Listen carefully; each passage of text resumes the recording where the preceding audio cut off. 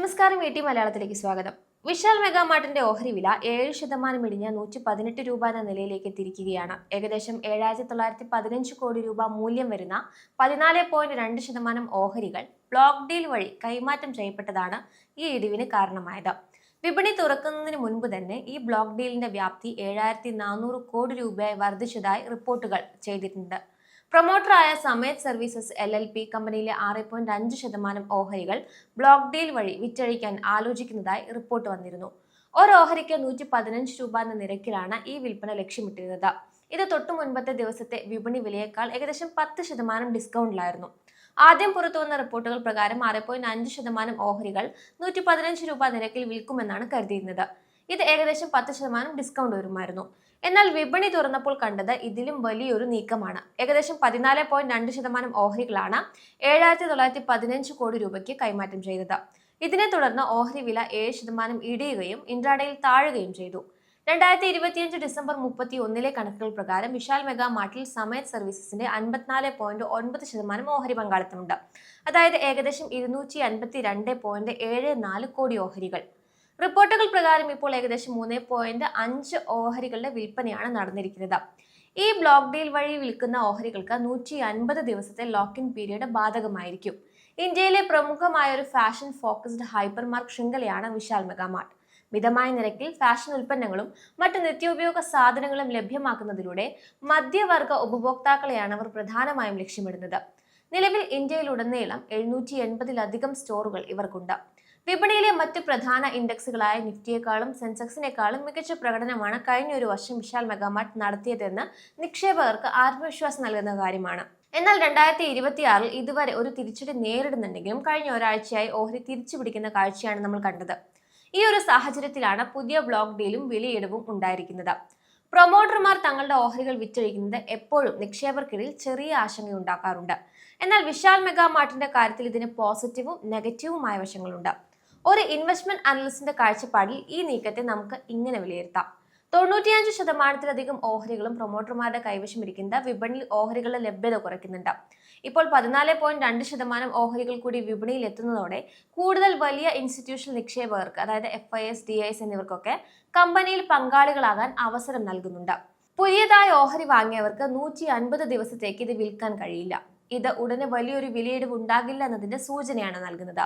780-ലധികം സ്റ്റോറുകളുള്ള കമ്പനിയുടെ ലാഭം 19% വർദ്ധിച്ചു എന്നത് ബിസിനസ് ശക്തമാണെന്ന് കാണിക്കുന്നുണ്ട്.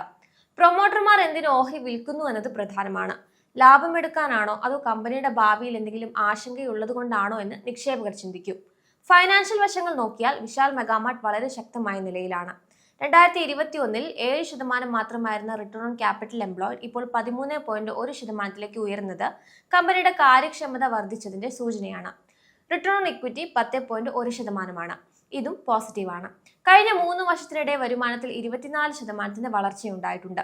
2025 സാമ്പത്തിക വർഷത്തിൽ മാത്രം 10,716 കോടി രൂപയുടെ സെയിൽസ് നടന്നിട്ടുണ്ട്.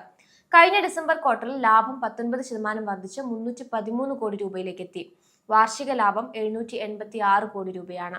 കഴിഞ്ഞ 5 വർഷമായി കമ്പനി 71.6%-ന്റെ CAGR എന്ന മികച്ച ലാഭ വളർച്ചയാണ് കാഴ്ചവെക്കുന്നത്. ഇന്ത്യയിലെ റീറ്റെയിൽ മേഖലയിൽ ഡിമാർട്ടിനു ശേഷം ഏറ്റവും മികച്ച രീതിയിൽ മുന്നേറുന്ന ഹൈപ്പർ മാർക്ക് ശൃംഖലയായി വിശാൽ മെഗാമാർട്ട് മാറിക്കഴിഞ്ഞിട്ടുണ്ട്. 12,000 കോടിയിലധികം രൂപയുടെ വാർഷിക വിറ്റുവരവുള്ള ഈ റീറ്റെയിൽ ഭീമൻ ഉപഭോക്താക്കളെ ആകർഷിക്കുന്നതിൽ വലിയ വിജയം കാണുന്നുണ്ട്. എന്നാൽ 70-ന് മുകളിലുള്ള PE റേഷ്യോ സൂചിപ്പിക്കുന്നത് ഓഹരി വില അല്പം കൂടുതലാണ് എന്ന് തന്നെയാണ്.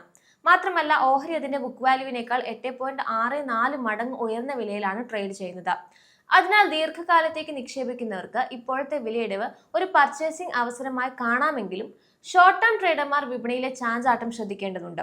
ബ്ലോക്ക് ഡീൽ നടന്നത് ഡിസ്കൗണ്ടിലായതുകൊണ്ട് വിപണി വില അതനുസരിച്ച് താഴേക്ക് പോകാൻ സാധ്യതയുണ്ട്. കമ്പനിയുടെ അടിസ്ഥാനപരമായ ബിസിനസ് ശക്തമാണ്, ലാഭം വർദ്ധിക്കുന്നുമുണ്ട്. അതിനാൽ ഈ 7% വിലയിടിവ് കണ്ട് ഉടൻ തന്നെ ഓഹരികൾ വിറ്റഴിക്കേണ്ടതില്ല. അടുത്ത 5 മാസത്തേക്ക് വലിയ തോതിലുള്ള സെല്ലിംഗ് പ്രഷർ ഉണ്ടാകാനുള്ള സാധ്യത വളരെ കുറവാണ്. അതിനാൽ ദീർഘകാല നിക്ഷേപകർക്ക് ഹോൾഡ് ചെയ്യാവുന്നതാണ്. ബ്ലോക്ക് ഡീലുകളെ തുടർന്ന് ഓഹരി വിലയിൽ ഉണ്ടായ ചാഞ്ചാട്ടം കണക്കിലെടുക്കുമ്പോൾ ഇനി പറയുന്ന ലെവലുകൾ നിർണായകമാണ്. 119 to 122 നിലവാരത്തിലാണ് നിലവിൽ തുടരുന്നത്. അതിനാൽ 115 മുതൽ 117 വരെയുള്ള മേഖലയിൽ ശക്തമായ സപ്പോർട്ട് കാണുന്നുണ്ട്. ഓഹരി വില താഴേക്ക് പോവുകയാണെങ്കിൽ 113 അടുത്ത പ്രധാന സപ്പോർട്ട്. ഓഹരി തിരിച്ചു പിടിക്കണമെങ്കിൽ 125 to 127 ലെവലുകൾ കടക്കേണ്ടതുണ്ട്. അതിന് മുകളിലേക്ക് പോയാൽ 133 to 140, അതായത് ഓൾ ടൈം ഹൈയുടെ അടുത്താണ് ലക്ഷ്യങ്ങൾ വരുന്നത്. നിലവിൽ ഓഹരി മിക്ക ഹ്രസ്വകാല മൂവിംഗ് ആവറേജുകൾക്കും താഴെയാണ് ട്രേഡ് ചെയ്യുന്നത്. ഇത് ഹ്രസ്വകാലത്തേക്ക് ഒരു ബെയറിഷ് സൂചന തന്നെയാണ് നൽകുന്നത്. RSI നിലവിൽ 43 to 49 റേഞ്ചിലാണ്. ഇത് ഓഹരി ഓവർസോൾഡ് അവസ്ഥയിലല്ല എന്നും എന്നാൽ വലിയ കുതിപ്പിനുള്ള കരുത്തിപ്പോൾ കാണിക്കുന്നില്ല എന്നും സൂചിപ്പിക്കുന്നുണ്ട്.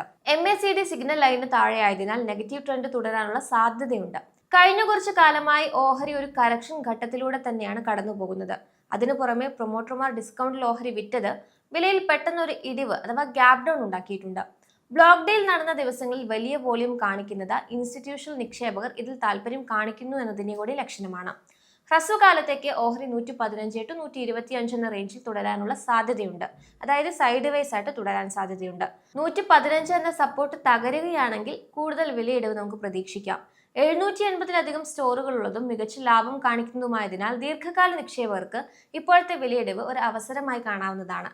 പുതിയതായി വാങ്ങാൻ ഉദ്ദേശിക്കുന്നവർ ഓഹരി 125 മുകളിൽ സ്ഥിരത കൈവരിക്കുന്നതുവരെ കാത്തിരിക്കുന്നതാണ് സുരക്ഷിതം. നിലവിൽ കൈവശമുള്ളവർ 113 രൂപയിൽ ഒരു സ്റ്റോപ്പ് ലോസ് പരിഗണിക്കാവുന്നതാണ്.